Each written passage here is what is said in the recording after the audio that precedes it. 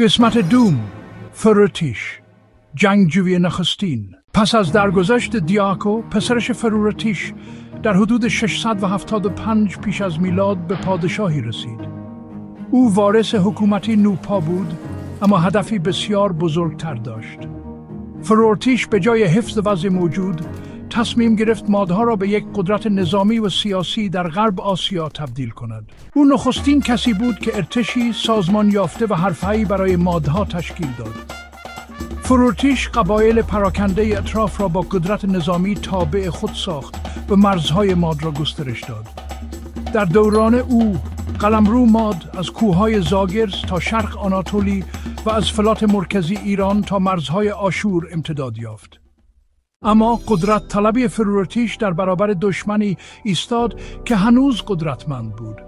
امپراتوری آشور، یکی از خشن‌ترین و نظامی ترین قدرت‌های جهان باستان.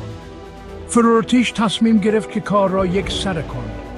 او در حدود سال 653 پیش از میلاد به آشور حمله کرد، اما در نبرد با نیروهای آشوری شکست خورد و کشته شد.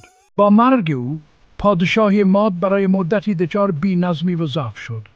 اما چیزی که فرورتیش پایه‌گذاری کرده بود باقی ماند.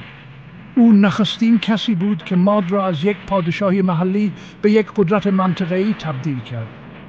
او راه را برای پسرش هوخشتر هموار ساخت، کسی که بعدها بزرگترین پادشاه ماد شد و انتقام پدر را از آشوریان گرفت. فرورتیش هرچند شکست خورد، اما نامش در تاریخ ایران به عنوان نخستین پادشاه جنگجوی بزرگ ثبت شد. فرمان روایی که قدرت ماد را برای نخستین بار به رخ جهان کشید.